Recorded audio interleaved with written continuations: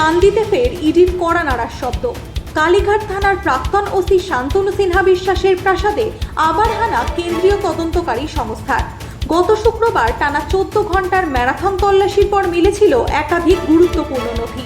আর সেই সূত্র ধরেই মঙ্গলবার সকাল থেকে ফের অভিযান কান্দি পৌরসভার 8 নম্বর ওয়ার্ডে।